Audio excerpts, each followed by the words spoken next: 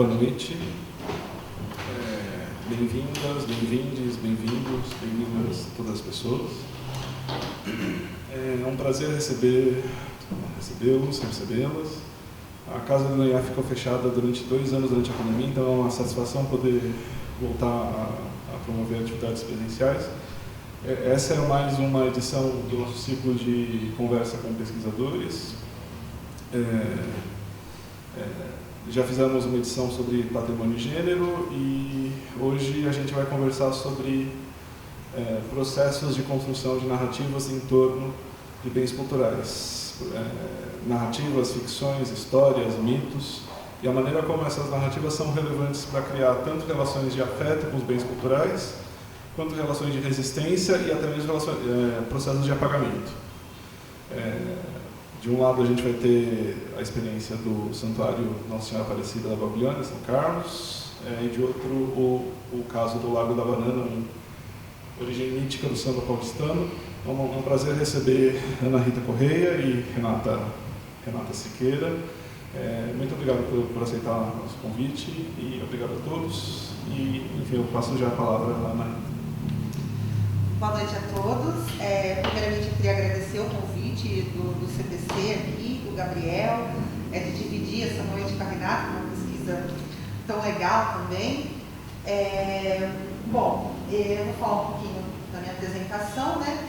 A minha apresentação ela vai ser em cima do meu mestrado, defendido recentemente, em março desse ano, lá no Instituto de Arquitetura e Urbanismo, o IAU em São Carlos. No Instituto de São Carlos, né, sob a orientação da professora Maria Ângela Bortolucci e a orientação da professora Joana D'Arc de Oliveira, né? Então, a minha dissertação é intitulada Santuário Nossa Senhora Aparecida da Babilônia como Patrimônio Imaterial.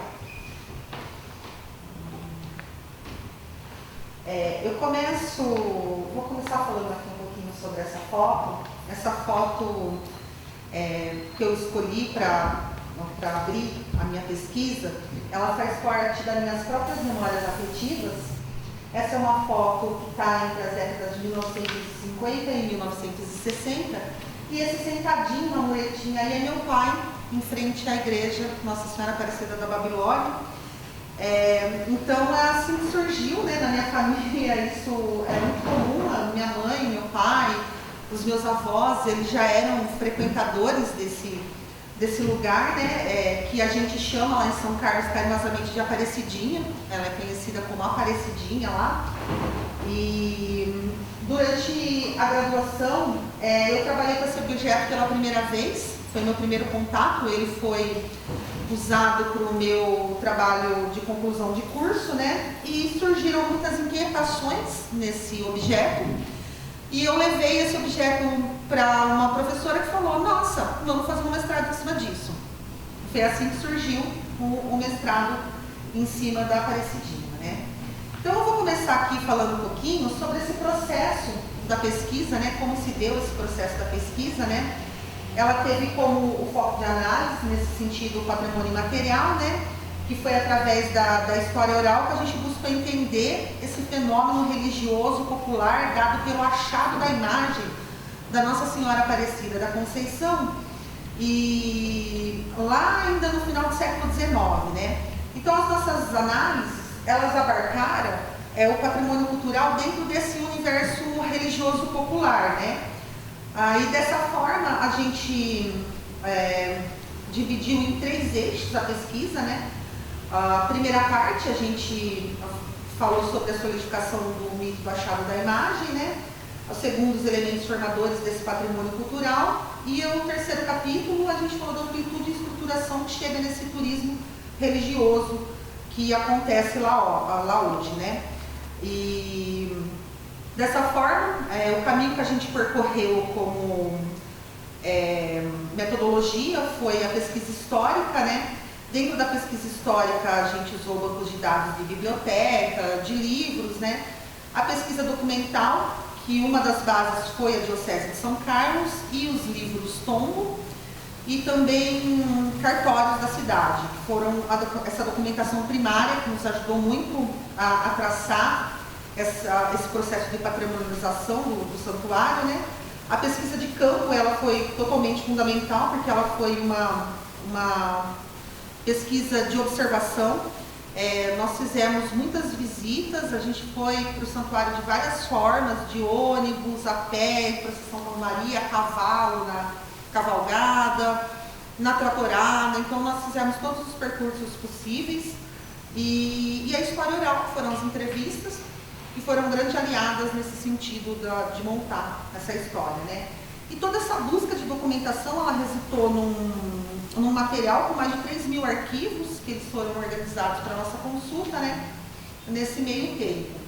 E assim, olhando para o nosso objeto, né, a gente viu que era necessário a gente ver ele desde o surgimento até os dias atuais, para a gente conseguir entender esse processo de patrimonialização dele, essa complexidade que envolvia esse patrimônio material lá da cidade, né?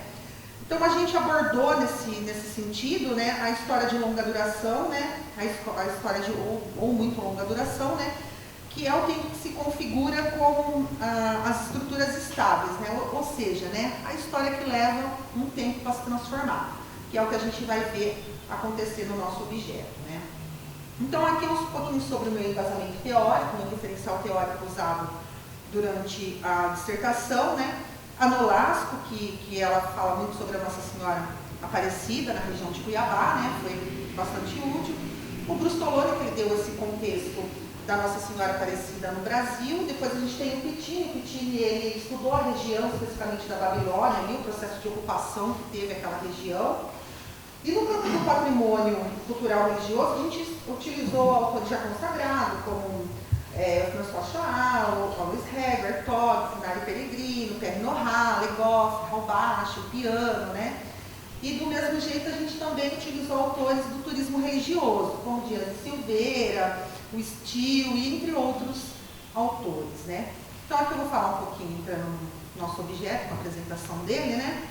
Ele fica localizado na área rural, lá do município de São Carlos, distante aproximadamente uns 15 quilômetros da catedral ali do município, da área central do município, né? E aqui é mais um Google aqui, para vocês terem uma ideia da distância entre a parte central da cidade e o santuário, como as instalações dele ali na área rural, né?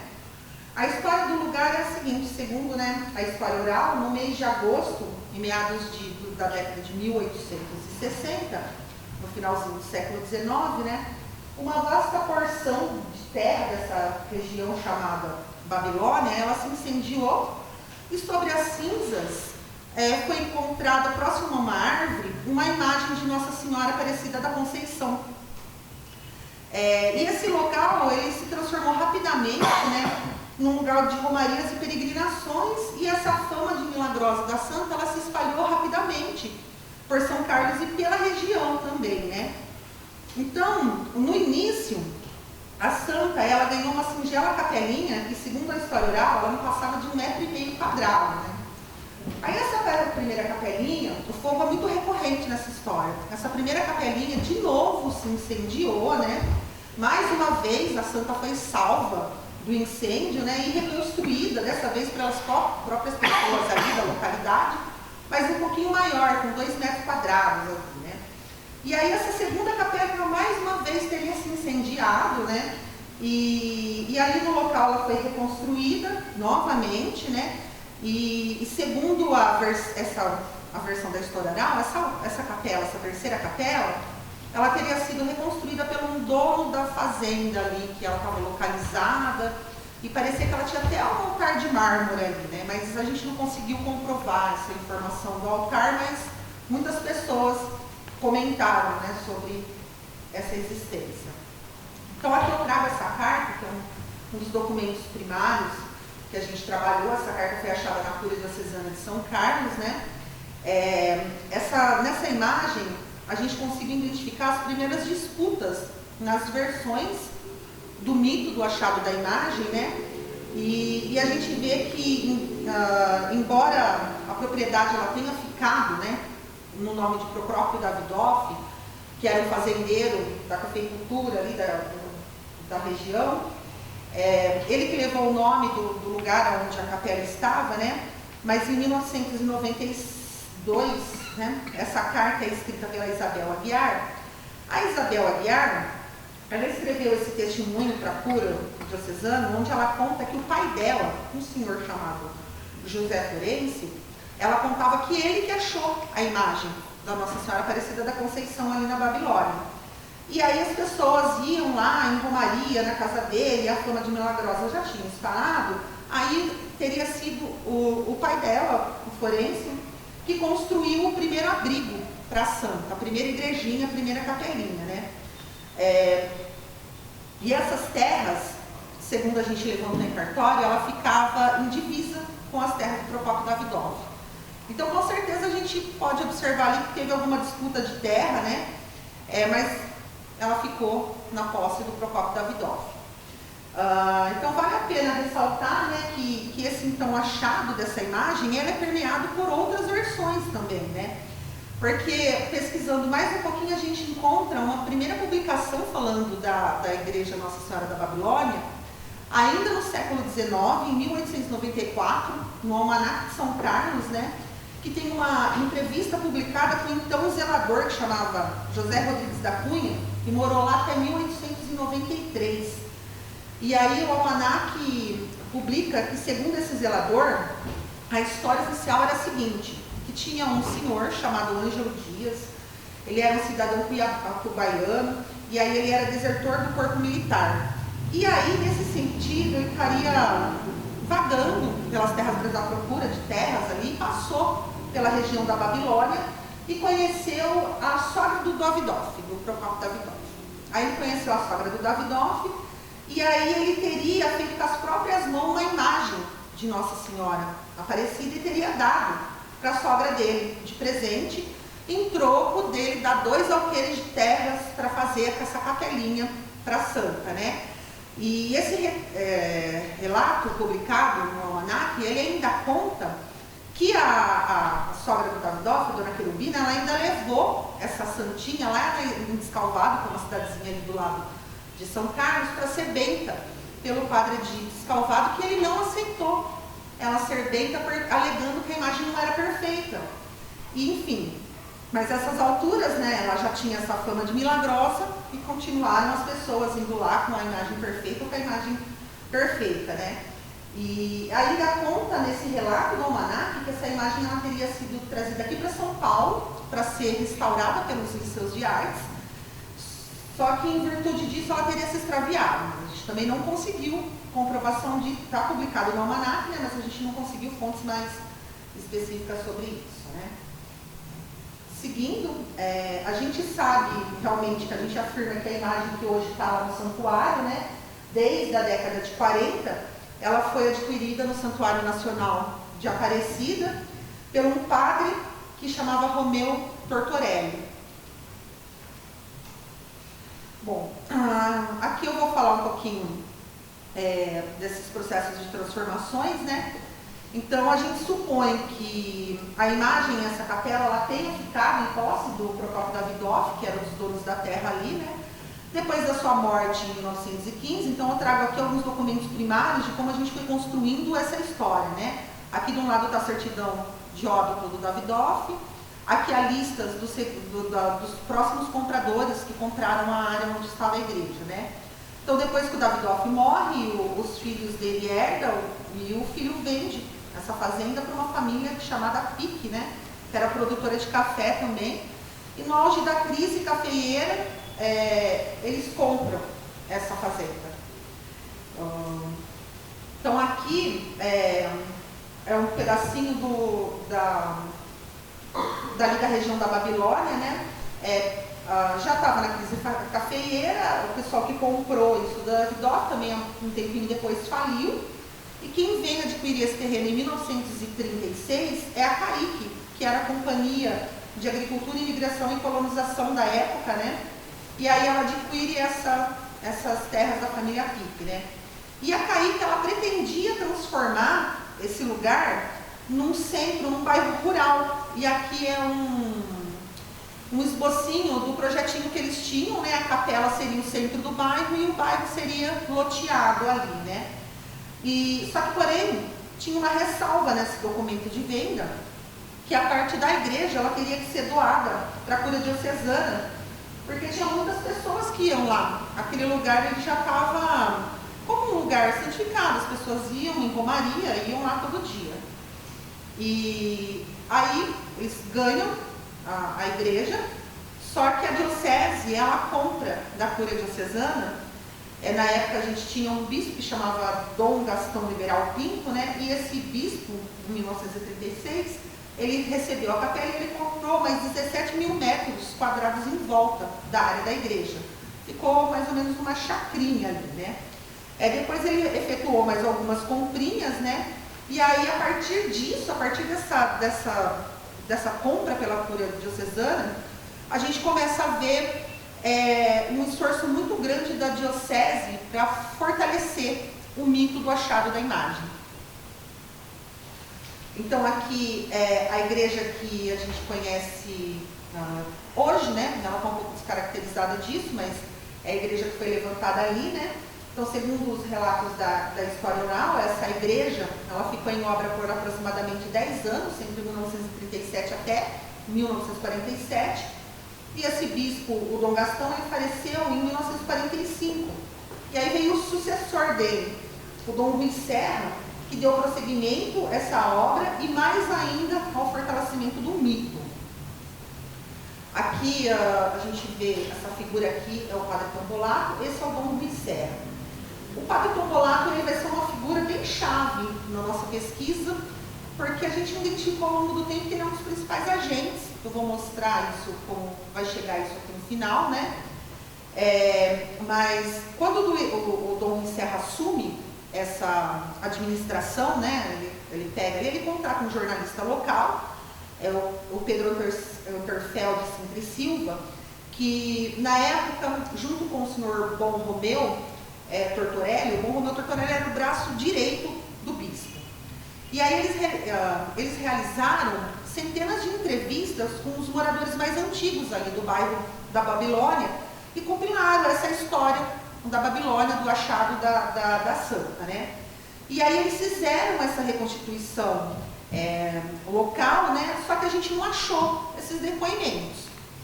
Mas esses depoimentos, o Padre Tombolato, quando ele conseguiu entrevistar, ele jurou para mim que tudo que ele escreveu foi baseado nos depoimentos recolhidos que eles fizeram no passado, né? Bom, mas de qualquer forma, se esses depoimentos existiram ou não existiram, essa foi a versão que a Igreja Católica oficializou sobre o achado do mito da imagem da santa, né? Que ela foi encontrada no incêndio nas matas da Babilônia, né? E ela estaria intacta, né? No meio do incêndio, tudo se queimado e ela intacta lá, né? E onde teria servido a primeira capela, né? Essa igreja que a gente conhece hoje, no estilo neocolonial, tá lá, ela foi inaugurada em 1947, né? Mas ela só foi oficializada mesmo só em 1962, com a criação de uma paróquia da Vila Isabel. Na época ela seria a última paróquia da cidade, ela estaria na franjas da cidade, então mais próxima à área rural. E o nosso padre, o Tombolato, ele é uma figura muito intrigante. O Tombolato ele estava sendo padre da Catedral de São Carlos, mas ele se envolveu com o movimento dos metalúrgicos lá em São Carlos, nessa década. E ele dava muita força para essa galera. E aí ele até montou para essa galera se reunir nos porões da igreja e tal, né? Ele era muito sindicalista. E aí, de castigo para ele, mandaram ele lá para Vila Isabel, nas franjas da cidade.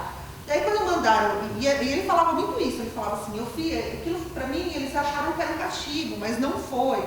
E aí, como ele foi para Vila Isabel, a Aparecidinha era subordinada da Vila Isabel, por estar quase lá na área rural. Então ele ganhou de lambuja as duas igrejas para ele também, né? E aí, com o Padre Tombolato, acreditamos que vem essa coisa do fortalecimento do mito. Aí o mito veio para ficar. Então, ao chegar lá na Aparecidinha, o que o Tombolato fez? Ele quis saber qual que era a história lá da Aparecidinha, e aí ele chegou nesses relatos que o Dom Rui Serra lá fez lá atrás, junto com o jornalista, né? Ele resgatou todos aqueles depoimentos E ele reescreveu, na década de 60, um detalhado histórico, esse a gente conseguiu encontrar, e esse relato que ele fez nesse caderninho, assim, era um caderninho, e ele entregou massivamente nos finais da missa. E ele ainda falava que ele não entregava para criança, ele só entregava para adultos, né? E ele ficava lá entregando mais de 1000 panfletos toda semana. Em todas as missas dele, ele fazia essa propagação aí da história do santuário, né? Então aqui eu mostro um pouquinho da implantação do santuário, o que ele fez, porque tudo isso que está aqui aconteceu quase tudo na gestão do Combolato. Existia só a igreja quando ele chegou lá, né? E aí, ao longo do tempo, ele fez essas diversas intervenções, né? Que algumas eram equipamentos de necessidade, algumas ele até comprometeu, né? Então, aqui um pouquinho das fotografias da imagem do que é o que aqui, localizando na plantinha. Essas diversas iniciativas de manutenção desses bens, elas foram frequentes e muitas vezes também ajudadas pela comunidade local. Aí a gente pode observar que ao longo do tempo, né, esses vários elementos da fachada, eles foram sendo substituídos, né, nessa imagem aqui a gente já nota a alteração da fachada, né, ao longo do tempo as escadas foram alteradas, né, ela tinha esses lances, ela passou a ser uma escadaria única, o acréscimo dos balaústres, que antes não existia, acho que quando meu pai estava sentado nessa imagem branca e preta, ele não existia o balaústre, né. Então teve, na fachada frontal já teve bastante modificação. Essa última imagem, né, que é essa cor desse telhado azul verdinha, é como ela está hoje, até hoje ela está desse jeito.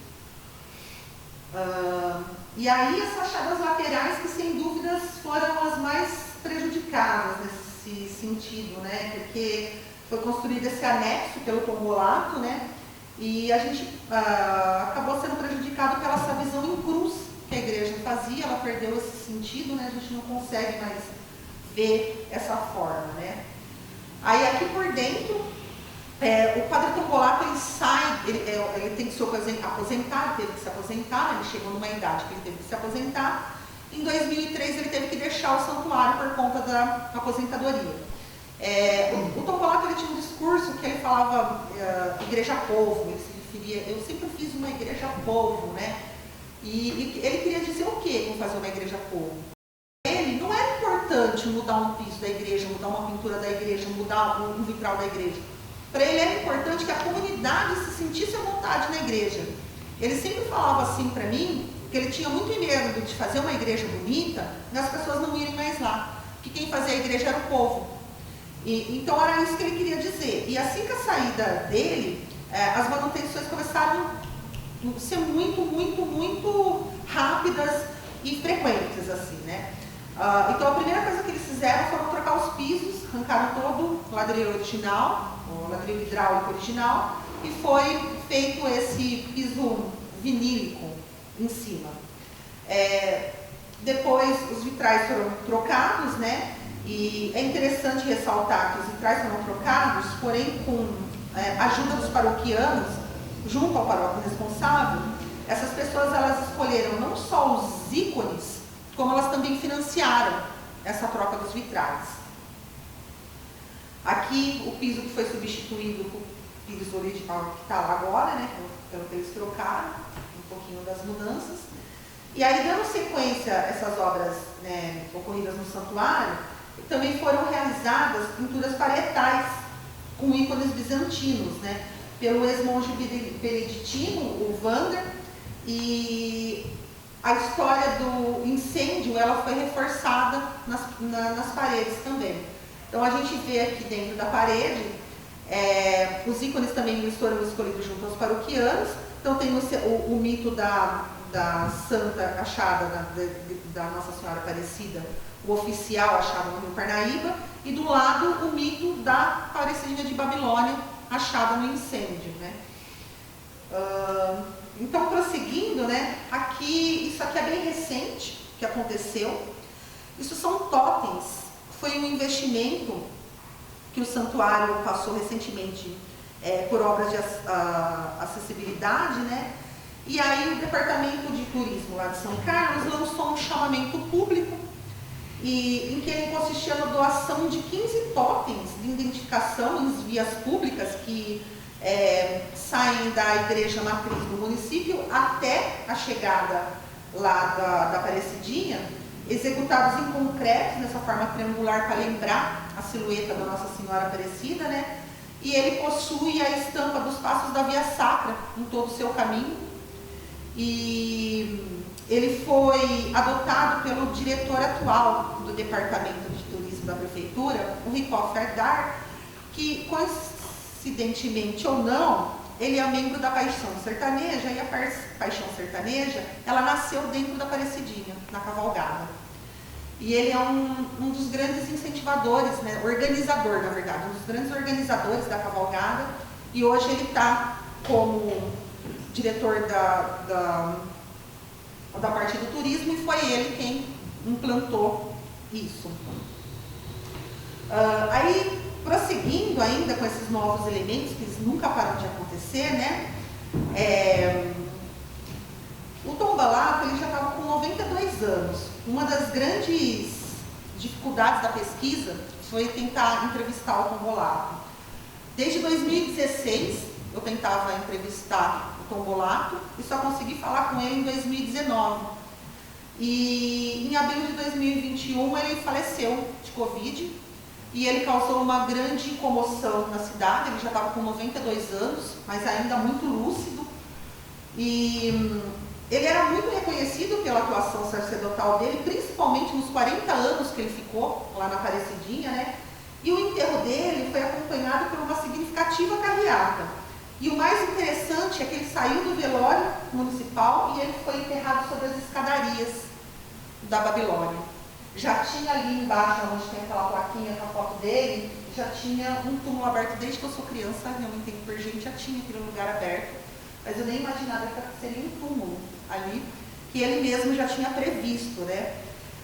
Então, o túmulo do Tombolato, nesse sentido, ele acrescentou mais um elemento na fachada frontal. E não só imaterial, né? Não só material, né? Não só um túmulo, mas também material, né? Porque o túmulo agora, ele passa a ser visto como um motivo de visitação e ele passa também a ser um intercessor de pedidos dos votos dos fiéis, assim como a própria santa, assim como a própria Babilônia, né? Então essa foto aqui eu acho bem significativa, né? Que a gente viu até agora que a Aparecidinha ela foi construída paulatinamente, né? Pela tradição, pela fé, pela devoção, né? E que foi passada de geração. E aí eu acho que essa foto ela mostra muito isso, né? O pai levando o filho na cavalgada, os dois cavalos, o menininho, o pai lá passando esse sentimento, essa devoção, essa tradição, né? Que vai passando pela memória das pessoas, né? Então é um lugar muito além da fé, né? Da devoção na santa, né? Ele é mais que isso, ali é um lugar de encontro. Aqui falando da tradição, né? A relação da fé ali, ela é bastante significativa, né? Quando a gente entra na Sala dos Milagres, ou Sala dos Ex-Votos, como também ela é chamada, né? A gente percebe essa relação do fiel com o divino, nessa relação de troca, né? Do imaterial, né? Que seria alcançar uma graça, né? Com o material onde o fiel vai lá e deposita o voto dele, né? Que seja qualquer coisa, um capacete, encontrei garrafa de Coca-Cola, maço de cigarro, né? São variadas peças que são encontradas lá, né? E ela resulta nesse lugar próprio, né, para essa prática. Então já tem esse lugar próprio para essa prática, e nos dias festivos, nos dias que o santuário tem as festas, é o lugar mais visitado depois da igreja, né? E todos esses objetos que eles ficam depositados aí, eles fazem parte dessa dinâmica cultural popular, né? A cada rito que essas pessoas fazem de promessa, elas transformam o lugar, elas atualizam o lugar. O ano que vem você vai lá, vai ter peças diferentes, vai ter coisas diferentes, vão ter outros objetos, né? E aí eles se tornam essa prova material de toda essa imaterialidade que é envolvida nesse sentimento, né? Então a gente percebe que o santuário, enquanto patrimônio cultural e religioso, ele carrega esses elementos como a fé, a devoção e a tradição, né? Mas ele é mais que um lugar de encontro, né? A santa tá na caneca de cerveja do pessoal brindando no dia da festa, né? da santa, ela toma proporções assim de vários elementos, né? E aí ela vai ter os seus próprios significados, ela vai mudando os seus significados, né? Então ele recria esses significados e aí todos esses anos ele vai recriando essa identidade social, e aí essa imagem da santa, ela se torna parte da cultura local. Ela já é parte da cultura local, né? E essas manifestações que atuam, né, que envolvem o santuário, ela atua como um atrativo, principalmente na festa, né, do dia 15 de agosto, que essa foto é no dia 15, porque ela se torna um produto turístico religioso a ser consumido. Ela sai da esfera religiosa e ela acaba virando um produto turístico para ser consumido, né? E ele atrai milhares de pessoas todos os anos. Essa festa ela chega a atrair 40 mil pessoas nesse dia lá em São Carlos. Então é uma festa de um encontro social mesmo, né? E essa parte do turismo religioso, ela se demonstra muito economicamente significativa para diversos setores que envolvem esse dia da festa, né? Atualmente, o santuário, no calendário festivo dele, ele conta com seis festividades. A primeira delas é a tratorada, que ela é realizada no mês de março, é uma procissão que reúne dezenas de tratores, né? E é feita pela administração do santuário, né? Junto com a Comissão Paixão Sertaneja, lá do Departamento do Turismo, o moço do Departamento do Turismo, e o João Tratores, que é um senhor que dá manutenção nos tratores ali da região, ali da parte rural da cidade, né? E a programação, além da parte religiosa, ela tem o leilão de gados, aí ela tem o almoço, tem show sertanejo, praça de alimentação. Aí a segunda festa é a cavalgada, que para mim é uma das mais bonitas, assim, passando por paisagens maravilhosas. Ela acontece há 25 anos, durante o mês de abril, e ela reúne centenas de cavaleiros e amazonas, né? E a verba arrecadada nesse dia da cavalgada, tanto no dia 15 que é o dia da Santa, são as verbas mais significativas do santuário, são as maiores festas do santuário. E ele segue um trajeto totalmente vindo pela área rural, ele sai de São Carlos de vem toda pela área rural, é um passeio maravilhoso. Aí depois a gente tem a procissão de São Cristóvão, que é a bênção, né, dos veículos. Não é uma festa tão grande, mas reúne centenas de veículos, as pessoas vão lá, formam filas, param na pista, assim, formam filas gigantescas para ter os seus veículos abençoados. E a festa do dia 15 de agosto, que é a mais significativa de todas, né? Essa é a maior festa do santuário, como eu falei, ela atrai umas 40 mil pessoas nesse dia, né? As romarias das peregrinações, elas já começam de madrugada. A frota de ônibus da cidade, ela é colocada à disposição do santuário, com ônibus saindo de meia em meia hora da área central da cidade. E ela também conta com o apoio da Polícia Militar, um aparato de ambulância, ela tem toda uma estrutura que envolve tantos outros setores, né? Aqui também há um grande movimento de pessoas, então eu mostrei aquela foto no começo dela vazia, que vocês olham no mural, como fica lotada de carro para todo lado, né? Parece que é uma bagunça ali, né? Então tem barraca da igreja, eles oferecem alimentação, bebida, né? Tem vários tipos de diversão para crianças, tem mercadoria oferecida por camelô. Aí depois a gente tem a festa de dia 12 de outubro, que é o dia da padroeira do Brasil, né? Nesse dia tem a programação especial, as missas, tem show sertanejo, né? E a última celebração do santuário,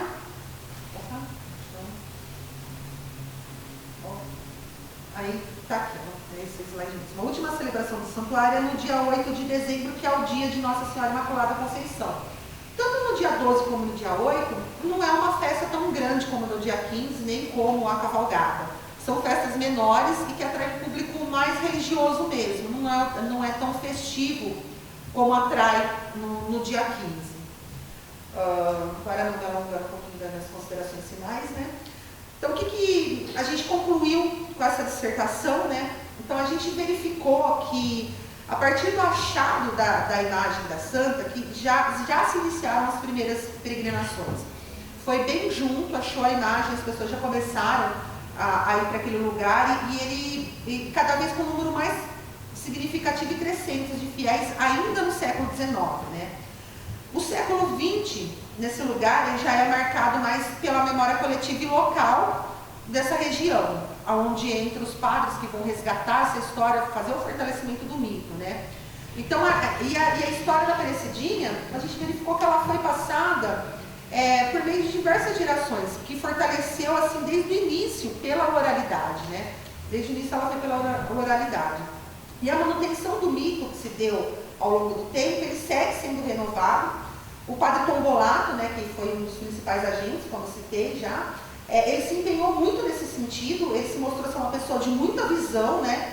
Porque ele fez um lugar que ele assumiu como castigo, né? Um reconhecido centro religioso, e aí depois, mais visionário ainda, porque depois com a sua morte, ele coloca o túmulo lá, debaixo da escadaria principal, né? E aí, naturalmente, vai ser um elemento material de fé e devoção junto à imagem, que futuramente, eu acredito muito nisso, que vai ser um lugar de peregrinação e as pessoas também vão acarretar milagres para ele, assim como para a santa, né? Então, a manutenção do mito, ela segue sendo renovada, né? Aí a gente reafirma esses elementos simbólicos que contribuem, né, para essa preservação e para esse fortalecimento, assegurando a continuidade e o reconhecimento desse lugar pela própria população. Então, sempre a população estava muito presente ali e foi pela população que esse lugar continuou, né? Aí, nesse sentido, o caminho da fé, que é um caminho muito conhecido no Brasil, né? Ele atua também na conservação e na preservação do mito, porque o santuário passou a fazer parte do caminho da fé, recentemente também, né? Ele está alimentando essa religiosidade local. E aí a gente pode considerar também outros aspectos que é muito interessante aí dentro, por exemplo, o livro dos ex-votos, que fica lá na Sala dos Milagres, onde as pessoas fazem os depoimentos delas por escritos, né? Ele guarda muitos depoimentos ali, que é um livro riquíssimo, porque a gente observa que dentro daquele livro, as intenções de votos nem sempre são para a Aparecidinha. Ela divide as intenções de votos com tantos outros santos, assim, é muita gente ali disputando. E aí a gente tem como fonte primária esse livro, que ele pode ainda ser muito explorado. Agora eu vou trazer umas coisinhas aqui. A minha dissertação teria acabado ali, mas depois que eu entreguei a dissertação, as coisas não param. Então, algumas coisas aconteceram depois que essa dissertação foi entregue, foi defendida, mas que eu acho bacana a gente ver assim como que é um lugar, um processo em transformação ainda. Entreguei em março, de março até que aconteceram algumas coisas, por exemplo, a recente cavalgada solidária, que é a Paixão Sertaneja, ela recebeu uma homenagem no Teatro Municipal, pelo seu trabalho voluntário, que começou lá com a Aparecidinha, arrecadando coisas para a Aparecidinha. Eles criaram a PAB, que é a Pastoral Ambiental da Babilônia, e na PAB eles instalaram as lixeiras recicláveis, o bicicletário, porque ali é um lugar que passa muito ciclista diariamente, no final de semana eles chegam a ser centenas, é uma rota turística. E aí acontecem mutirões com a comunidade local ali, com os sitiantes vizinhos, para limpeza e manutenção do local. Eles carpem tudo, vão para os tratores, um presta isso, e eles estão deixando um negócio redondinho ali, né? E aí, em março desse ano, o santuário retornou com as atividades dele, depois de 2 anos fechado pela Covid, e voltou com força, né? Eles retornaram com a tratorada, e aí eles fizeram tudo, a cavalgada, a festa do dia 15 de agosto, né?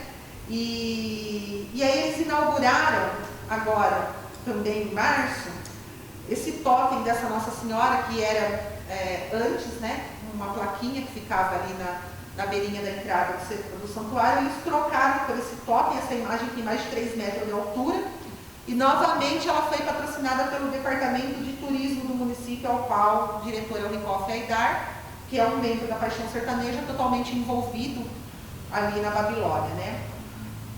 Bom, então agora finalizando mesmo, né? Então a gente viu assim que ainda a gente tem muitos caminhos que podem ser aprofundados, os estudos aqui na Aparecidinha, né? As nossas investigações até que elas tornaram possível a gente reconhecer o santuário da Babilônia como um patrimônio cultural, que foi construído, né, ao longo do tempo por diferentes agentes, grupos, até mesmo instituições, né? E que possibilitaram a existência e a permanência desses elementos simbólicos, né, que envolvem o santuário, e até hoje sustenta essa memória do achado da imagem, né? E aí ele cria esses elementos que permitem essa manutenção do mito e a sua perpetuação através do tempo, né? E aí ultrapassa essa relação além dos santuários, né? A gente pretende dar continuidade com esses estudos. Estou participando do projeto de seleção do doutorado, e a ideia é levar essa discussão para uma chancela de um patrimônio cultural em vista de trabalhar abranger mais coisas para a proteção do local, como os inventários participativos, auxiliando na conservação e preservação desse local também. E é isso, gente. Agradeço muito a oportunidade.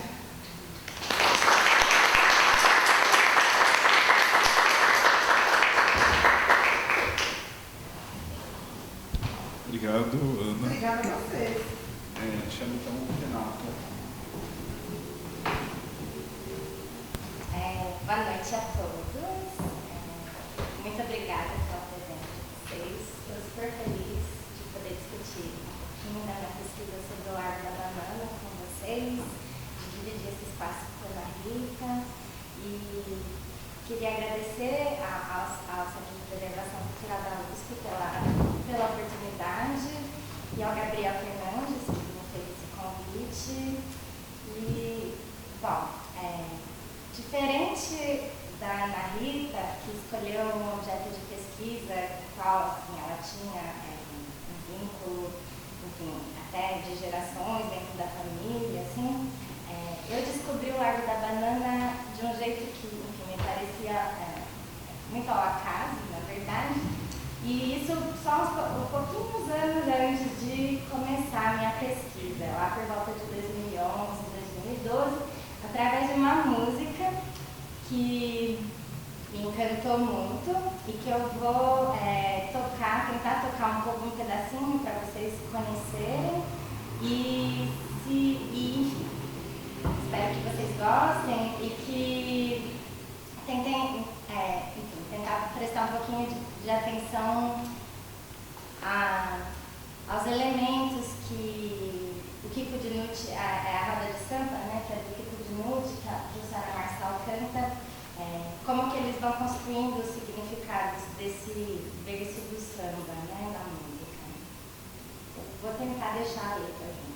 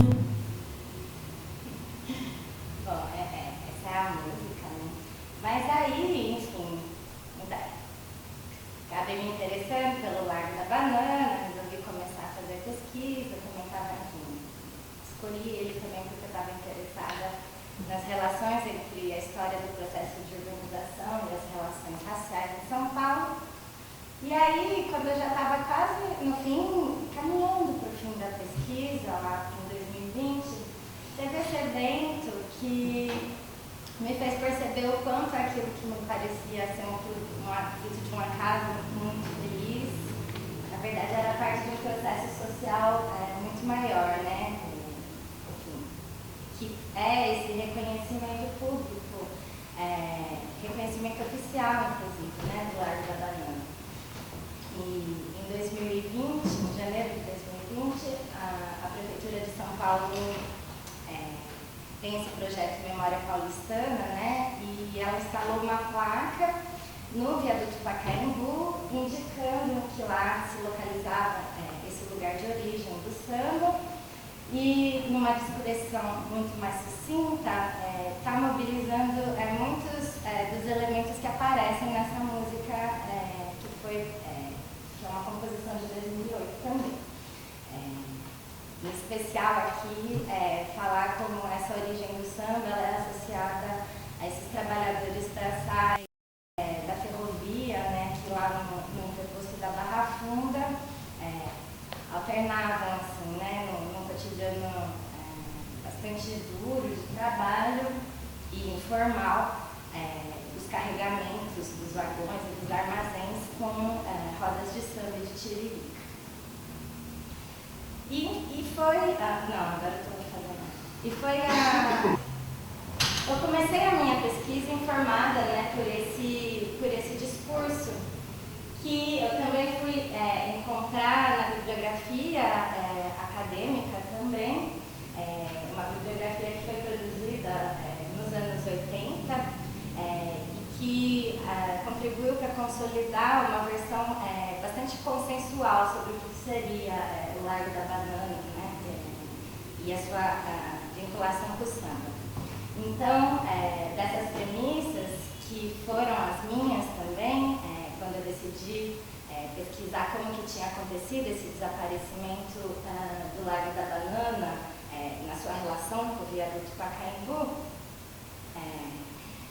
então tem essa ideia de que o Largo da Banana existiu no começo do século XX, que ele era habitado, né, por esses negros pobres, trabalhadores braçais, que na memória do samba foram reconhecidos, né, como esses negros valentões, que viveriam assim, né, suas práticas sociais um tanto marginalmente aos processos de modernização e de urbanização, né, que seriam, na verdade, esse fio condutor da história de São Paulo, né, e que, portanto, à medida que a cidade cresceu e se consolidou como essa metrópole, né, que é São Paulo, o Largo da Banana teria desaparecido. E aí, na verdade, desde o começo da minha pesquisa, isso me colocou, assim que eu comecei a ir para os arquivos, isso me trouxe uma série de problemas, assim, porque as minhas fontes, elas acabavam perturbando um pouco esse discurso, né? Então, aqui eu vou falar de dois arquivos que eu estudei, que são a imprensa cotidiana e um arquivo de história oral do Museu da Imagem do Som sobre o Carnaval paulistano. E na imprensa, eu só fui encontrar notícias que faziam referência a um lugar conhecido como Largo da Banana, que existia na cidade de São Paulo, em 1953. E isso, em 53, isso é concomitante ao processo assim, que ia resultar na inauguração do viaduto Pacaembu entre 1958 e 59. E eu continuo a achar essas referências a esse lugar da cidade até meados da década de 70, portanto, bem depois da inauguração do viaduto Pacaembu, o que já, enfim, desestabilizou, né, essa minha premissa de que o Largo da Banana desapareceu por causa daquela obra viária. E ouvindo o depoimento dos sambistas que foram entrevistados pelo MIS, eu fui encontrando narrativas bastante divergentes entre si sobre o que teria sido esse berço do samba. E é um pouco sobre isso que eu quero falar com vocês, então, na apresentação de hoje. Então, aqui eu trouxe uma foto que foi enfim, tomada para enquadrar o viaduto Pacaembu, recém-inaugurado, em 1959, para, enfim, argumentar que o Largo da Banana também está nessa foto, né? E aqui nesse mapinha que está do lado, vocês podem ver que junto a essa área onde seria construído o viaduto Pacaembu, estava o pátio de cargas da Companhia Sorocabana, junto à antiga estação de trem da Barra Funda, e esse, na verdade, foi um dos entrepostos ferroviários mais importantes, tanto da cidade quanto do estado de São Paulo, porque era aí que acontecia a baldeação entre a Sorocabana, que vinha do interior, e a Santos Jundiaí, que ia até o Porto de Santos. E esse entreposto ele existiu durante praticamente todo o século XX, né? Ele já existe no começo do século e ele vai continuar a funcionar até a passagem do fim dos anos 70 para o começo dos anos 80, que é, enfim, quando vão começar as obras para a linha vermelha do metrô, né? E durante todo esse tempo o Largo da Banana, o Pátio da Barra Funda foi efetivamente um lugar que reuniu trabalhadores braçais, não só carregadores, como também homens que faziam as manobras das locomotivas, que faziam reparos de máquinas naquele lugar. E até mesmo, então, e aí também que faziam comércio, né, nos arredores da estação, que também foi um ponto muito importante do abastecimento da cidade, inclusive com a banana que vinha do litoral de São Paulo, e referências a esse comércio de banana na imprensa, né, eles vão começar a se tornar mais frequentes a partir da década de 40, assim, um pouco antes de eu encontrar essas referências ao Largo da Banana, esse lugar da cidade conhecido como Largo da Banana, né? Mas então, que tipo de notícias que eu vou encontrar sobre esse Largo da Banana que existe, né? Principalmente notícias criminais. Entre as décadas de 50 e 60, normalmente assassinatos brutais, que vão envolver com frequência também os trabalhadores do Largo da Banana, né? Eles vão normalmente comentar que são ou carregadores ou operários muito precários do Largo da Banana. E vocês podem reparar como as marcas raciais, né, estão, enfim, estampadas, estão no texto, estão nas imagens, indicando que esses homens muito perigosos que ocupam o Largo da Banana são homens negros, né? E isso vai conferir um estigma mesmo ao Largo da Banana como um território muito perigoso da cidade. Ao lado daqueles homens negros assassinos, aparecem loucos, né, nos jornais, traficantes. E esse estigma ele se torna tão forte que o Largo da Banana ele vai passar a simbolizar essa violência urbana da metrópole, né? Então, essa notícia que eu trouxe aqui do Correio Paulistano, de 1962, ela não estava retratando nenhuma ocorrência, não estava descrevendo nada de que tivesse acontecido em particular, mas ela estava fazendo uma crítica à Guarda Civil, demandando que a Guarda Civil de São Paulo fizesse um uso mais ostensivo assim, da força, né? E aí o único lugar da cidade concreto assim, que a notícia vai mencionar é o Largo da Banana, que vai ser apontado assim, como esse lugar exemplar, que você não precisa nem explicar, de que em determinadas situações é só a força do cacetete, né, que pode conter a violência, a criminalidade. E o samba, ele vai demorar mais um pouco para aparecer esses arquivos, né? E vai ser principalmente a partir do final dos anos 60,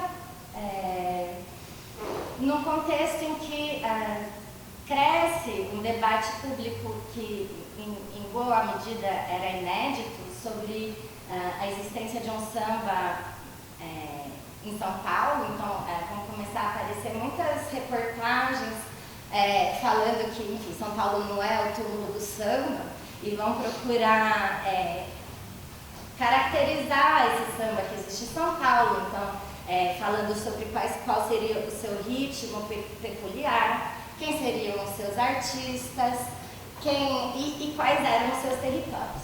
E aí, num esforço de traçar essa gênese do samba de São Paulo, o Largo da Banana ele vai ganhar centralidade. E como vocês podem perceber nessa primeira citação que eu coloco, esse estigma, né, do Largo da Banana como um lugar violento, ele alcança também o debate sobre o samba de São Paulo. Só que nesse caso, né, e sempre que for para falar de samba, o Largo da Banana ele vai ser deslocado para um tempo anterior, né, normalmente começo do século, quando esse lugar mal frequentado, né, essas pessoas mal encaradas que estavam lá no Largo da Banana não vão mais aparecer tanto por esse enfoque da criminalidade propriamente, mas vão começar a serem celebradas como esses negros valentes, né, que são os grandes agentes, né, os grandes criadores do samba paulistano. E isso vai despertar um interesse de setores, né, da sociedade que vão começar a cobrar que se produza, né, alguma forma de registro sobre esse samba, sobre esse tempo de origem, né, do samba. E é isso que está nessa segunda citação, que é do Walter Silva, que foi jornalista, foi radialista também e estava bem envolvido no debate sobre música popular, que em 72, que são 2 anos depois da fundação do Museu da Imagem do Som de São Paulo, vai publicar na Folha de São Paulo uma série de sugestões ao museu, né, de atividades que seriam de interesse, né, que aquela instituição fizesse, e entre eles gravar o depoimento do pessoal de samba do extinto Largo da Banana, muito embora em 72 eu encontre ainda registros que dizem que esse lugar não estava extinto, né? Mas no samba é sempre assim que ele aparece. E o museu ele vai atender a essa demanda, né, que está vinda de alguns grupos da sociedade. E vai produzir uma coleção sobre a memória do Carnaval de São Paulo, que vai ser coordenada pela Olga Roncinsa, que é uma cientista social que está pesquisando o Carnaval naquele momento. E aqui eu vou falar sobre alguns desses depoimentos, né, pensando em como eles narraram o Largo da Banana nesse debate sobre o samba. Na verdade, 3 deles foram entrevistados no MIS, né? O Dionísio Barbosa, o Zezinho da Casa Verde e o Geraldo Filme. O Inocêncio Tobias não chegou a ser entrevistado pelo MIS, e eu acredito que é porque ele morreu em 1980 e o projeto ganhou corpo mesmo assim em 1981, né? Tirando o Dionísio Barbosa, que foi entrevistado em 76, todos os outros foram entrevistados em 81. E eles vão dizer coisas diferentes, né? Como eu disse sobre o Largo da Banana, que me parecem então muito relacionadas em como esse estigma do negro valente enfim, querendo chamar de novo a atenção para como essa realidade, né, não estava, na verdade, tão distante no tempo. Quando a gente vê as reportagens criminais de poucos anos antes, ele ameaçava, né, ele pairava sobre esses sujeitos de uma forma cotidiana, e que nenhum deles quis abraçar totalmente essa identidade de negro valente, muito embora eles tivessem, essa fosse a figura que estava sendo aí projetada como né, o legítimo, autêntico sambista de rua de São Paulo, né? E a minha análise daí, na minha pesquisa, eu tento pensar um pouco o que eles disseram a partir de como as trajetórias deles posicionavam eles em relação ao Largo da Banana, que estava sendo pactuado como berço naquele momento, né? Por isso, de dentro ou de fora do Largo da Banana, ou de ontem ou anteontem, pensando em quão próximos dessa suposta origem, né, esse tempo originário, eles se localizaram.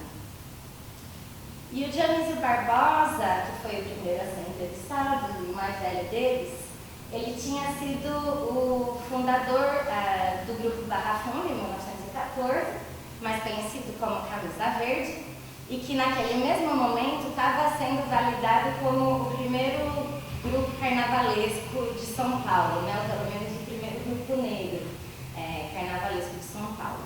E aí, em 76, vai assim, uma penca de entrevistadores do MIS na casa dele, conversar com ele. Eu não sei quem são todos os entrevistadores, mas a entrevista foi coordenada pelo José Ramos Tinhorão, que era, na verdade, um intelectual do MIS do Rio de Janeiro, mas que veio coordenar essa entrevista e junto com a Olga von Simpson. E desde o começo da entrevista, né, eles vão começar a questionar o Dionísio Barbosa sobre essa turma da pesada, do Largo da Banana, e pedindo mais informações, né, sobre ela. E aí o problema, né, é que o Dionísio Barbosa não estava nem um pouco interessado em se reivindicar como parte dessa turma da pesada. Na verdade, ele diferente, e ele vai marcar com bastante insistência a sua diferença em relação àquela turma. Então, ele foi um marceneiro que teve uma carreira ascendente, foi inclusive, né, um professor de trabalhos manuais na escola normal. Ele era muito católico e isso fazia com que ele explicitasse a sua rejeição às religiões afro-brasileiras. E, por exemplo, né, no momento em que ele demonstra uma marcha sambada durante a entrevista do cordão, o Tinhorão insinua que aquilo parecia com jongo e ele vai ter uma reação bem enfática, né, de dizer que não. E, além disso, ele tinha, entre os anos 20 e 30, ele esteve muito próximo da imprensa negra de São Paulo, e eu não sei aí quão familiarizados vocês estão com a discussão sobre a imprensa negra, mas é importante destacar que era um movimento bastante diferente do movimento negro contemporâneo, né? E que naquele momento, enfim, uma das principais agendas vai ser em nome dessa elevação moral do negro, principalmente através da instrução, como uma forma de provar a aptidão dos homens negros a participarem da sociedade moderna, né, e que lhes fossem dadas oportunidades iguais, né, em relação à população branca e construir, enfim, todo um discurso anti-discriminação racial a partir disso. E é desse lugar que o Dionísio vai falar sobre a sua história, né? Só que, na verdade, os pesquisadores, os entrevistadores, estão muito mais interessados na turma da pesada. E aí é importante falar que ele não fala, o Dionísio Barbosa não fala nada sobre o Largo da Banana, não fala essa expressão na sua entrevista, mas entende do que eles estão falando quando, né, no diálogo. Quem vai falar, na verdade, vai ser o Tinhorão. Mas o Dionísio Barbosa vai confirmar uma série de expectativas em relação a essa turma da pesada, se colocando de fora do Largo da Banana, acima dos seus frequentadores na hierarquia social e narrando, portanto, o Largo da Banana em terceira pessoa. O que também tinha vantagens, né, para o Dionísio Barbosa, na medida em que isso reforçava a centralidade da Barra Funda, né, nessa narrativa sobre o samba e o Carnaval de São Paulo, e que também, enfim, de alguma maneira colaborava para reforçar o seu próprio protagonismo, né, nessa história. O Zezinho da Casa Verde, ele não teve a mesma possibilidade de falar do Largo da Banana em terceira pessoa. Embora ele fosse mais novo que o Dionísio Barbosa, ele nasceu em 1910, o que era ainda uma época muito perigosamente próxima dessa origem, né, do samba de São Paulo. E para piorar, ele também foi, ele mesmo, né, um desses trabalhadores braçais da Barra Funda. E ele vai contar, enfim, como ele trabalhou muitos anos na sacaria, e dessa maneira ele inevitavelmente estava dentro do Largo da Banana.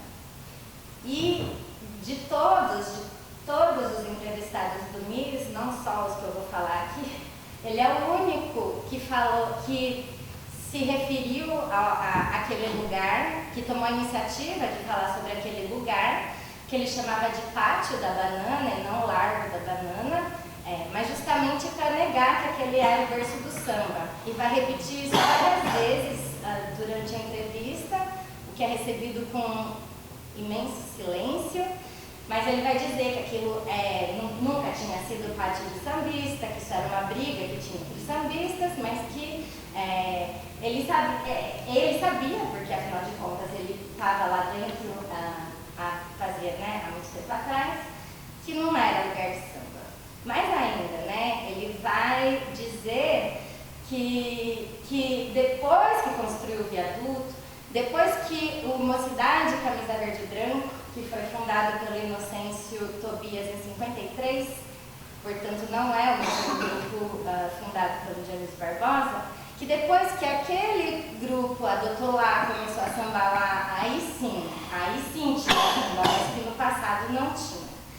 E ele, que sendo esse trabalhador braçal, teria talvez mais condição de falar que ele sim era, né, um desses valentes que o pessoal estava procurando tanto naquele momento, fez questão de negar tudo aquilo e na verdade passou muitos minutos, talvez até horas da sua entrevista, descrevendo as lutas que ele tinha enfrentado para se tornar um músico de rádio, com esse conjunto musical que, enfim, e essa foto ele leva, é ele que doa para o MIS, né, do Águias da Meia-Noite. Isso, na verdade, não interessava muito os seus entrevistadores, que achavam que isso dizia mais respeito à história do rádio do que do carnaval, mas é muito interessante como ele vai, na verdade, dar uma centralidade para as estratégias de enfrentamento das barreiras raciais, sempre, na verdade, tentando combater, se proteger desses estigmas raciais, então da miséria, da irresponsabilidade, da violência. Então ele vai dizer que, muito embora ele, né, pudesse beber feito um gambá, quando era a apresentação do conjunto, nas festas, no que fosse, era só beber guaraná. Mais ainda, né, todo o cachê que eles recebiam dessas apresentações, eles investiam em roupa, para que eles pudessem, enfim, cuidar de uma aparência e, na verdade, performar uma respeitabilidade que os resguardasse justamente desses estereótipos associados aí ao negro valente. E se o Dionísio Barbosa fala do Largo da Banana na terceira pessoa e o Zezinho da Casa Verde desmente que aquele era o berço do samba, quem vai construir essa narrativa sobre o Largo da Banana que saiu vitoriosa, né, que a gente, enfim, que hoje está gravada nas paredes do viaduto Pacaembu, são os dois mais jovens, né, o Geraldo Filme e o Inocêncio Tobias, que estão, na verdade, chegando ao auge das suas carreiras na década de 70 e que estavam mais distantes da origem, da suposta, né, origem do samba, e que, portanto, podiam se apresentar mais como continuadores de uma tradição iniciada por aqueles negros valentes criadores do samba do que os criadores mesmo, né, do que negros valentes propriamente dito. E aí eu queria chamar a atenção, bom, primeiro, os dois, eles estão aí se consagrando ao mesmo tempo através de caminhos que parecem contrários, né? enquanto o geral do filme vai insistir, na verdade vai ser reconhecido como a principal autoridade e representante de um samba paulista de raízes rurais, o Inocêncio Tobia vai investir na modernização da escola de samba, almejando que ela se tornasse a maior vencedora dos desfiles de São Paulo, sempre mirando o luxo e a grandiosidade do Carnaval do Rio de Janeiro. E apesar disso, os dois vão falar que começaram aí as suas trajetórias no Largo da Banana. Mas, enfim, aí o que eu queria chamar a atenção é que tão importante quanto validarem a existência desse berço do samba de negros valentes do começo do século, era também falar sobre o seu desaparecimento. E eu entendo que isso foi também uma forma deles se resguardarem através do passado superado desses estigmas que rondavam, né, essa figura do negro valente. E dessa maneira também dá para perceber que que essa narrativa que eles vão ajudar a consolidar, ela está em consonância, na verdade, com essa narrativa hegemônica sobre a identidade de São Paulo, como essa cidade, né, do triunfo, da modernidade e do progresso. Mas vão ser eles que vão, enfim, fazer valer a versão do berço do samba que a gente conhece hoje e associada a essa ideia de que o samba de São Paulo seria mais valente do que malandro, né, se comparado ao do Rio de Janeiro. E aí é um pouco isso, na verdade. Então, só para fechar, queria chamar a atenção para como nessa pactuação do berço do samba nos anos 70, essa ideia de um negro do Largo da Banana, ela estava sempre envolvida assim, numa ideia de diferença absoluta, né, e de negação. Tanto que, com muita frequência, as referências, as descrições desse negro do Largo da Banana, ela vai vir mais por aquilo que eles não têm e pelo que eles não são do que por outra coisa, né? Não tem instrução, não tem dinheiro, não estão ajustados à ordem social, não são intelectuais e, por isso, é bem compreensível que nenhum desses sambistas tenha procurado abraçar essa imagem completamente ou reivindicá-la para si ou contar suas histórias através dela, né?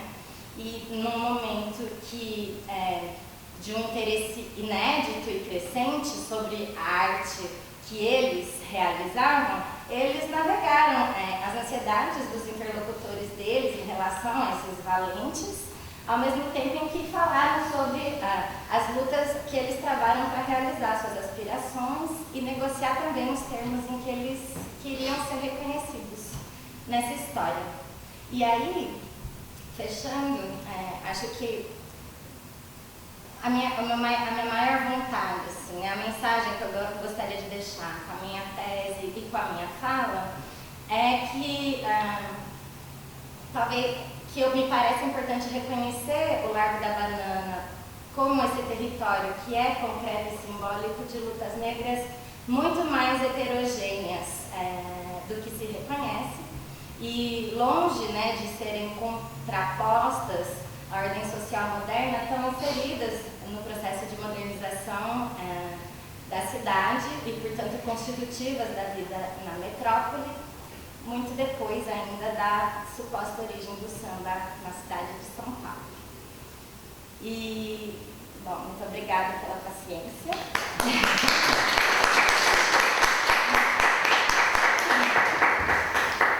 E se vocês quiserem anotar meu e-mail ou entrar em contato, fiquem à vontade, eu vou ficar muito feliz. Obrigado, Renata. Eu convido Ana e Renata para a mesa. A ideia é fazer uma conversa sobre as apresentações, os temas, enfim. Eu vou abrir a palavra para todos. Só antes disso, eu teria só uma coisinha muito rápida para falar. Como a gente ainda tem um tempinho, eu vou me permitir contar uma história.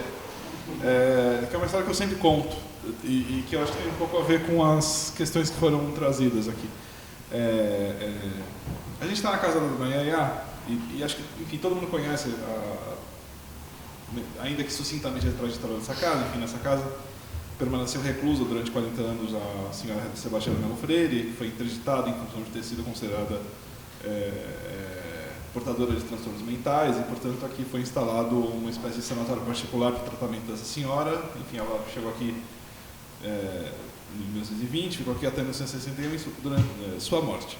E, pela presença dessa figura aqui, um tanto quanto exótica para a vizinhança, surgiram uma série de outras narrativas. E aí, uma vez, eu entrei em contato com uma narrativa a respeito dessa casa que me pareceu muito interessante, muito impactante. E eu sempre conto essa história porque ela me fez repensar a maneira como eu olho para esse lugar. Uma vez uma pessoa, enfim, veio visitar a casa e ela caminhava muito curiosa com tudo e muito disposta a contar a história de Dona Yaya. E aí a história que ela contou foi mais ou menos a seguinte. Ela teria conhecido um sujeito, e aí ela descreve esse sujeito um pouco como a figura de um ermitão, um sujeito que chegou na vida dela, tão logo desapareceu, e esse sujeito teria dito que teria morado nessa casa. E ele teria morado nessa casa porque ele seria um órfão, e enquanto órfão, ele teria morado aqui porque Dona Yaya também teria sido uma órfã, e uma órfã rica, enfim, com muitas posses, ela teria instalado nessa casa um orfanato e recolhia as pessoas, recolhia crianças sem casa do bairro, da cidade, para morar aqui. E aí ele teria dito que, enfim, morou aqui criança, e chegou num certo momento em que as crianças que moravam aqui se amotinaram, fizeram uma rebelião, que queriam roubar a fortuna da Dona Yaya, assassinaram a triste senhora. E aí, nessa confusão, ele não concordou com isso, foi embora e espalhou essa história. Enfim, e essa história chegou até ela dessa maneira. Essa narrativa não é propriamente um mito, né? Não dá para dizer que ela seja um mito, mas essa narrativa que a gente, obviamente, tende a entender como sendo falsa, porque, obviamente, não tem nenhuma relação direta com a história da Yaya que a gente tem documentada, ainda assim, essa narrativa tem relações muito intensas com essa casa. Afinal, é uma mulher órfã, enfim, afastada da sociedade, numa casa sobre a qual tem inúmeras desconfianças e mistérios, e na qual há uma série de processos de apagamento, de distanciamentos, enfim. Ainda que essa narrativa seja falsa e absurda, surreal, ela aponta para algumas questões que são que estão diretamente relacionadas às formas com as quais a gente constrói relações de valor e de afeto com esse lugar. E aí eu fiquei muito tocado com essas pesquisas nesse sentido. Esse conjunto de narrativas, de mitos, enfim, estou usando a palavra mito também de uma maneira muito livre. Enfim, os antropólogos provavelmente lidam com o mito de uma maneira muito mais rigorosa, mas esse conjunto de narrativas, de mitos, de histórias, de lendas que se criam em torno dos bens culturais, me parece que eles estão, nesses casos, muito mais agindo no sentido de estabelecer essas relações de afeto, tanto de afeto quanto de apagamento e de resistência, e não são simplesmente uma camada de significado que você coloca sobre a matéria, mas eles são constitutivos da maneira da relação com a qual essas pessoas se relacionam com essas matérias. E, portanto, me parece muito interessante ver como, de um lado, no caso da Babilônia, o mito ele vai se transformando.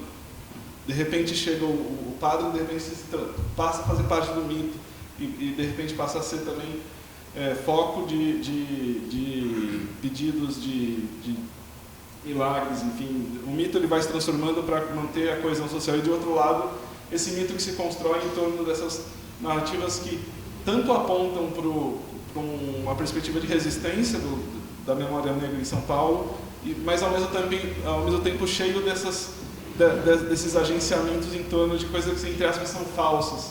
Então, me toca muito essa maneira como o falso e o verdadeiro, eles não têm um juízo de valor sobre o falso e o verdadeiro. Ambos estão agindo no sentido de construir essas relações. Enfim, queria que vocês falassem um pouco disso. E queria também que vocês falassem um pouco, enquanto pesquisadoras, as expectativas que vocês tinham em relação aos mitos e como que vocês lidam com as expectativas pessoais em relação a esses mitos, em relação a esses lugares. o quanto que é preciso se distanciar ou não da coisa, o quanto que vocês lidam com os próprios preconceitos, entre aspas, né? A maneira que vocês já viam a coisa antes da pesquisa e como é que a pesquisa transformou, enfim, é um pouco isso. E abro a palavra quem quiser também comentar. Acho que a gente pode fazer uma rodada. Eu acho, enfim, que gosto muito da leitura que você faz, né, sobre essa questão da verdade ou da falsidade, porque eu acho que, na verdade, tanto a verdade como a, né, eu acho que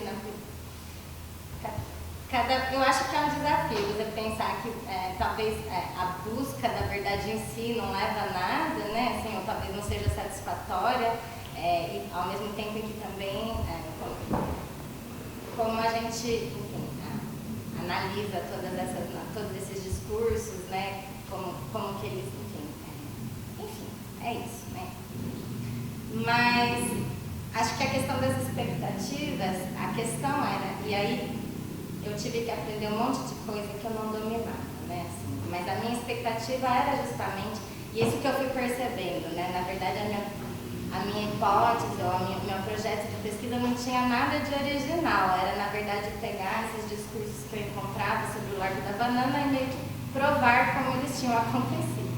E aí eles não aconteceram da maneira como, enfim, não se verificaram. E aí eu acho que tem dois desafios, assim, né, de pensar. Acho que primeiro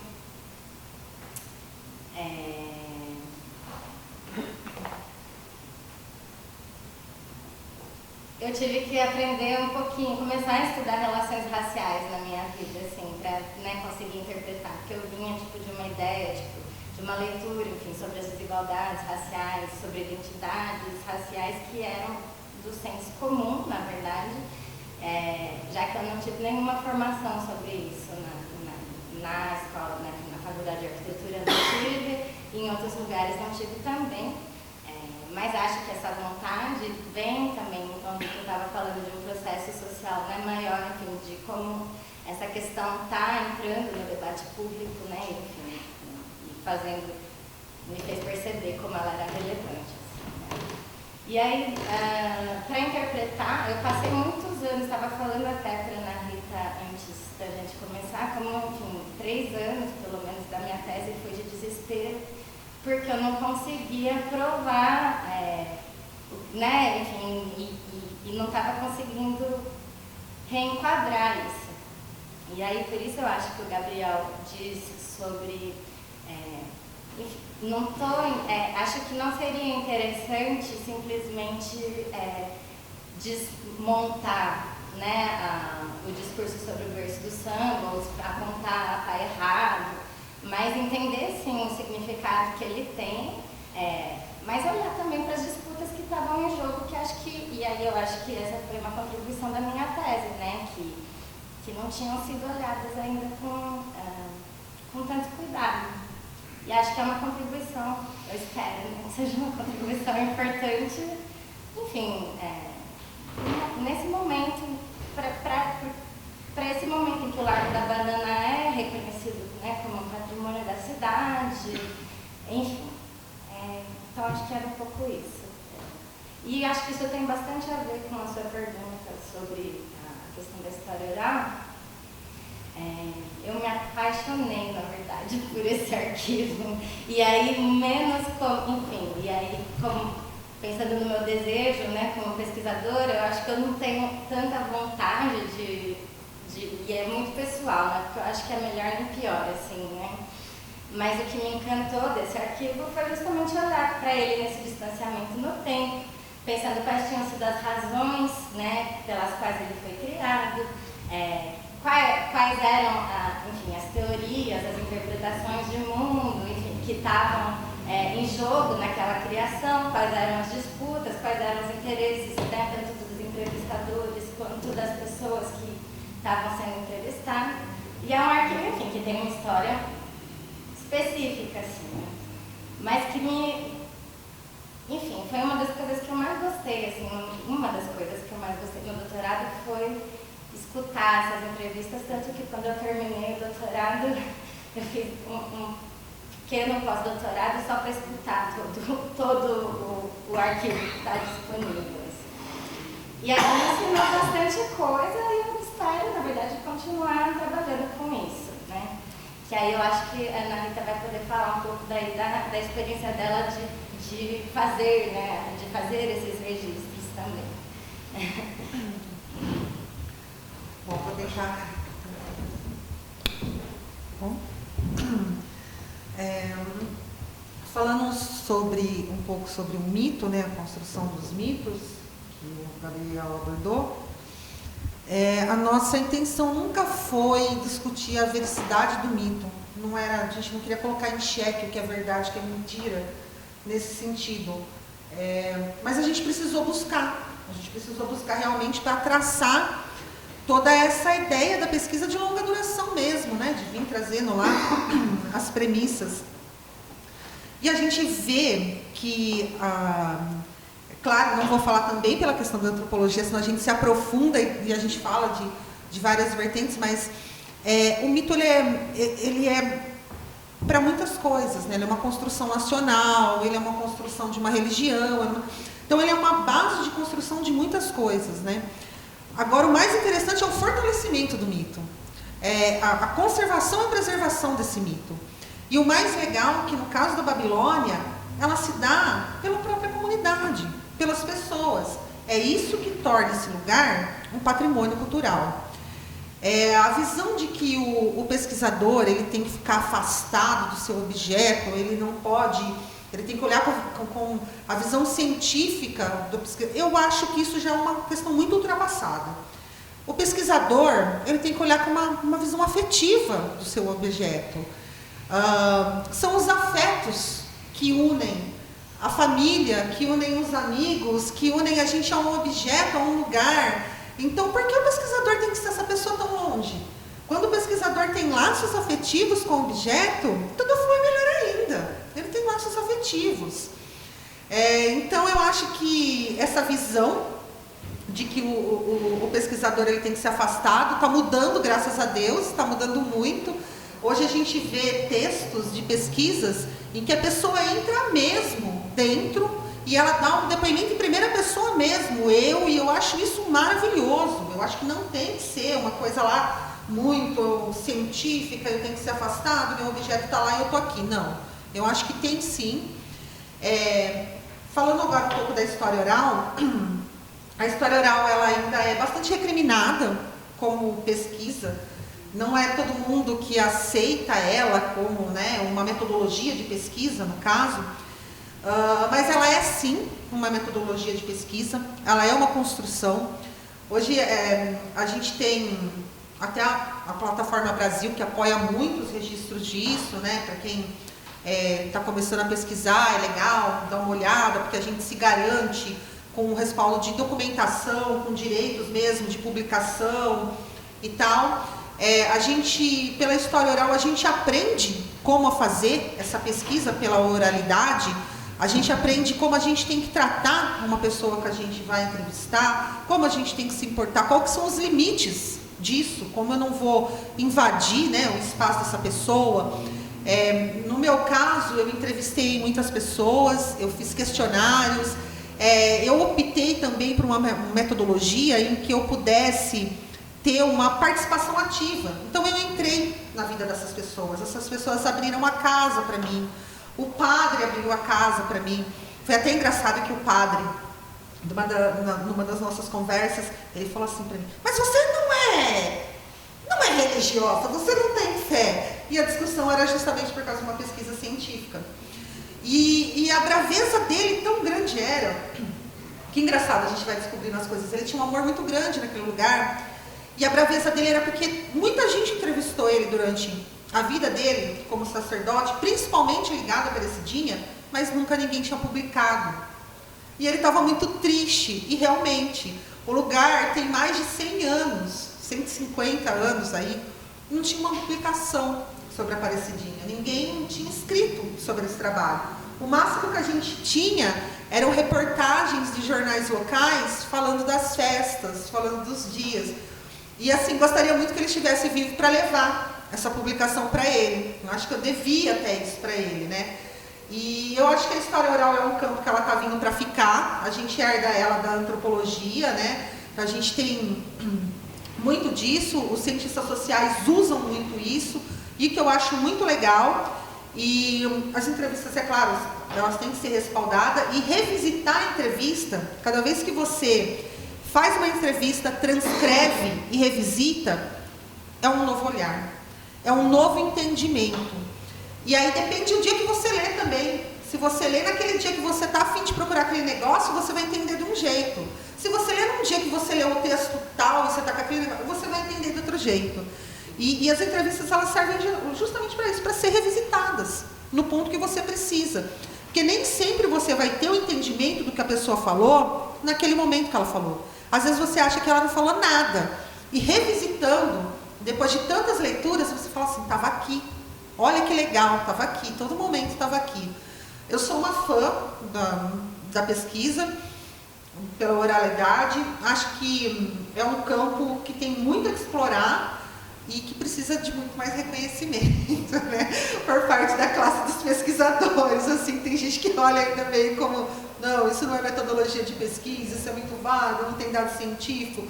Mas porque a gente investiga, principalmente, falando de afetos, falando de memórias, eu acho que é isso, o que é passado de geração. Não tem como ser pesquisado de outra forma se não por entrevistas pela história oral. São gerações, a história ficou, e ela ficou como? Né? Ela ficou por isso que foi transmitido oralmente, principalmente no caso do meu objeto, né? Acho muito interessante também as entrevistas, no caso da Renata, como ela coloca, né? São casos opostos, né? Uma é pelo apagamento, né? Outra é pela conservação e preservação. Mas está lá. A memória e a história oral, ela está lá por tudo, né? E esses clichês, né, que ganham, né, como o marginalizado, né, e lá a história do pegou o fogo, então a gente vai criando, e isso é maravilhoso, isso é um universo cultural popular, que eu sou totalmente apaixonada por essas histórias populares. Muito bom. Acho que é isso, eu respondi. Boa noite, gente. Parabenizar vocês pelas pesquisas. Eu sou o Rafael, sou antropólogo. Então, eu tenho uma pergunta para cada um. Na verdade, Ana, para você é mais uma curiosidade. Eu sei que você fez uma etnografia, a gente pode dizer isso, né, muito sensível, e nos últimos anos, né, e a minha curiosidade, talvez isso nem tenha passado pelas tuas questões de pesquisa, mas é de pensar o uso desse espaço, desse momento das festas, tal, com a ascensão de uma política muito conservadora no Brasil, que está, enfim, presente também, sobretudo no interior dos estados. Se você notou alguma presença disso, estou querendo dizer conservador, especificamente no caso após 2018, governo Bolsonaro, essas coisas. Se você percebeu alguma coisa, e se de alguma forma... Até porque quando eu ouvi a palavra mito, eu já dei até uma coisa, assim, mas é por um puro trauma. E eu queria saber se... Não, mas eu queria mesmo saber, porque, mas não por uma mera curiosidade de quem, enfim, está já traumatizado com uma situação, né, muito abominável, mas por uma questão mesmo heurística mesmo, de tentar pensar como a preservação desse espaço e a possibilidade de reivindicar para esse espaço questões como tradição, como um certo tipo de ocupação histórica daquela região, do Oeste Paulista, né, sempre que parece muito branca, mas não é, mas se mostra, se reivindica como muito branca e tal. Se você notou alguma coisa disso e como isso apareceu ou não apareceu na sua pesquisa, porque se não tiver aparecido também é interessante. E para Renata, já fazendo propaganda em seu nome, de um artigo que está saindo na revista do Instituto de Estudos Brasileiros, da autoria dela, que eu tive o prazer de ser coautor, pensar um pouquinho, eu queria que você falasse uma coisinha sobre, bom, quando a gente sempre fala em samba paulista, a gente tem uma necessidade de qualificar o paulista em relação a um samba o qual a gente não precisa qualificar, que é o carioca, né? Enfim, porque o samba o samba paulista precisa. E já que a ideia foi pensar um pouco a questão dos berços do samba, eu queria que você falasse um pouco da relação do Largo da Banana com a Praça 11, a Praça 11 de Junho, no Rio de Janeiro, que também foi um lugar que foi demolido, a partir do projeto do Museu da Imagem e do Som, que começa no Rio de Janeiro dos anos 60 e depois passa só uma palavrinha. Obrigado, gente. Se ninguém mais quiser, alguém mais quer fazer alguma coisa? Então eu já pediria para responder e já passar para as considerações finais também de vocês, para depois a gente encaminhar para o encerramento. Bom, eu vou tentar ver se eu consigo responder a sua pergunta. Sobre a questão da ocupação do território, eu me deparei 5 territórios negros. A toponímia do lugar, ela diz muito sobre isso. O rio que passa, que corta a Aparecidinha, chama-se Ribeirão dos Negros. Falar territorialmente do lugar, eu já levaria a pesquisa para outro lugar. Eu já levantaria a hipótese que lá ele teria mais condição de ter cidade do que a própria fundação onde foi a cidade de São Carlos. Tradicional, que o dono de terra vai lá, faz a quadrícula e aqui vai ser a igreja e vamos aqui a burguesia morar aqui do lado, tal. Não, por que lá? Por que a Caique fez o loteamento lá? Eu falei do Ricoff Aidar aqui várias vezes durante a apresentação. O Ricoff Aidar era uma figura para mim super interessante, que vale a pena pesquisar mais. Ele era da turma do mito. Enfim, ele ocupa um cargo no Departamento de Turismo, né? Ele é o diretor do Departamento de Turismo, isso lhe dá poder. A escolha dos totens que foram colocados, que eu apresentei aqui, elas foram parar numa discussão do Promemória. Porque isso foi aprovado, executado e não passou pelo Promemória da cidade. Ele passaria se não tivéssemos uma pessoa no Departamento de Turismo lá dentro que poderia passar sem ter passado pelo Promemória. Quando isso chega ao Promemória, já está instalado. E aí, quando a gente vai ter uma discussão sobre realmente que isso é um patrimônio cultural, quer dizer que além da religião católica, que além da Nossa Senhora, que as pessoas que vão nesse lugar, elas nem sempre são católicas. Elas vão lá para beber cerveja na caneca da Santa. Tem gente que não vai para rezar. Ele não conseguia entender. Não dava para discutir. Os totens ainda estão lá. Depois das histórias dos totens, foi instalado uma comissão no Promemória, qual eu faço parte hoje, para a gente acompanhar qualquer processo que eles possam implantar daqui para frente. Por quê? Não é tentando barrar, mas é tentando proteger esse patrimônio que é cultural e que é de todos. Porque a partir do momento que eu coloco totens com a silhueta da Nossa Senhora, com a Passo da Via Sacra, eu estou ignorando todas as outras religiões que vão lá também. E eu só estou visando a católica. E o santuário é muito mais que isso. Então, a nossa discussão agora, que eu estou pensando para o doutorado, é justamente a chancela e o inventário participativo, porque a gente vai trazer para a discussão as pessoas que realmente são interessadas, que é os usuários do lugar. Não dá para fazer alguma coisa ali dentro do departamento. E quando você pergunta para a pessoa, mas como surgiu a ideia? Porque a minha secretária, ela é muito religiosa e ela teve a ideia, eu achei super bonitinho. E aí nós fizemos. Não tem que ser isso. A discussão é muito maior, ela é muito mais ampla. E é isso. E aí, não sei se eu respondi, gente, tudo. E agora, pelas minhas considerações finais, eu queria muito agradecer a oportunidade, o espaço de debate. Fiquei muito feliz pelo convite, muito obrigada, agradeço ao Gabriel, agradeço ao Centro por ter chamado, por ter dividido o espaço com a Renata numa pesquisa tão bacana e ter a possibilidade de a gente discutir patrimônio, da gente discutir apagamentos, da gente discutir, né? Ainda mais nos tempos que estamos vivendo hoje, né? Muito obrigada pela oportunidade.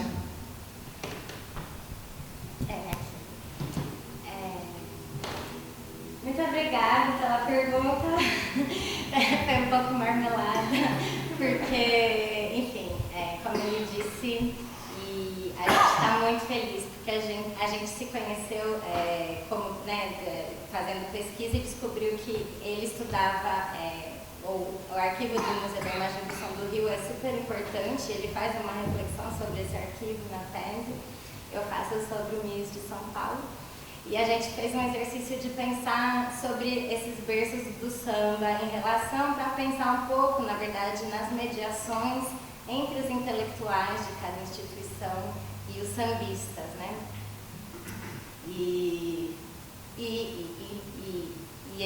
Ai, gente, desculpa, mas é verdade mesmo, né? Assim, você pode perceber, inclusive, eu acho que na própria apresentação que eu fiz, assim, que o samba carioca, a luta, né, por afirmar esse samba de São Paulo, enfim, ela está com os olhos no Rio de Janeiro o tempo todo, tanto assim que tem vários homólogos, né? Um dos quais eu falei bastante hoje foi dos valentões, enfim, olhando para esses malandros, muito embora isso eu não esteja falando, nem sempre seja explicitado, e que também eu acho que ainda tem muitas coisas para refletir a respeito, né? Não é um pensamento em formulação. Assim. Mas o outro são os berços do samba, né? Uma narrativa com muitas familiaridades, né? O berço que desapareceu pelas obras viárias, né? E é bem interessante perceber que, na verdade, tanto no Rio quanto em São Paulo, os projetos do MIS, eles são quase contemporâneos, assim, né? O que começa, enfim, o Rio, nos anos 60, na verdade, o grande projeto que o MIS, que vai sustentar o MIS do Rio de Janeiro é esse, que se chama Depoimentos para a Posteridade, que existe até hoje, que começou entrevistando esses sambistas da velha guarda, né? E teve um papel, enfim, que foi muito importante para atualizar uma narrativa sobre o samba do Rio de Janeiro como esse samba da nação, né? No momento, enfim, que o Rio de Janeiro, enfim, já não era mais a capital, tinha deixado de ser a capital do país, enfim, reafirmando esse protagonismo cultural, assim, não estou achando a palavra. E aí, pouco tempo depois, vai chegar, enfim, e com a ajuda desses intelectuais do Rio de Janeiro, inclusive, vão começar, o MIS de São Paulo vai também dar um lugar que é diferente, né, para a questão do samba de São Paulo. E aí, o que a gente faz, no artigo que a gente torce para que seja publicado em breve, né, mas que foi aceito, vai ser, como então, as relações entre os sambistas e os intelectuais de cada instituição impactaram, na verdade, os sentidos conferidos a esses berços do samba. Tão parecidos, né, em alguns símbolos, mas tão diversos nos sentidos, assim, sobretudo no que diz respeito ao modo como operam as hierarquias raciais em cada cidade, né?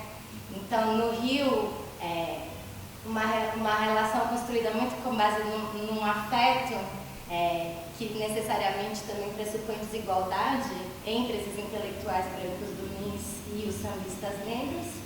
E em São Paulo, marcado por uma polarização racial mais explícita, né? Assim, digamos assim, em que se no Rio vai se tornar assim, essa capital da miscigenação brasileira, né? E em São Paulo é muito mais um lugar onde, enfim, articulando o triunfo do progresso e da branquitude, de alguma maneira, né?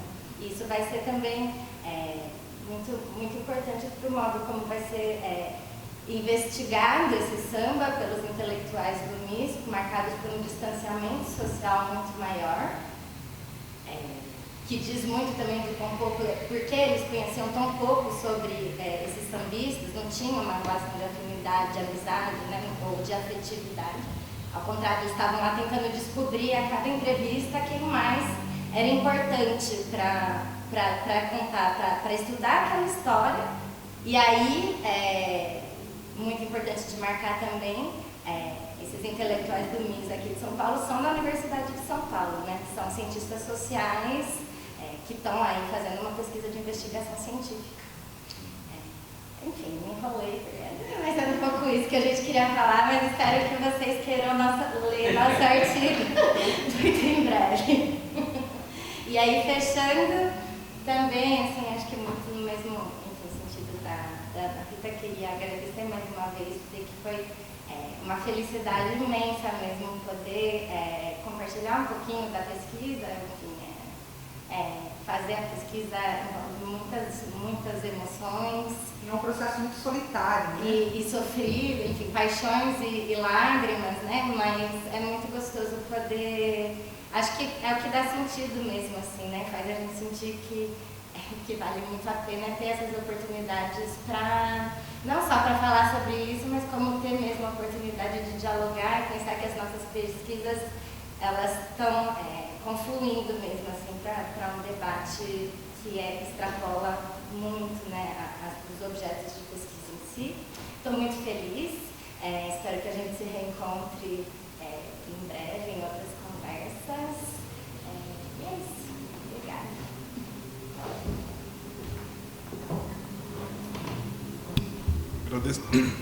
Agradeço mais uma vez a Ana Rita e a Renata, agradeço a presença de todos. Obrigado, gente. E acompanhe a nossa programação. Obrigado, gente.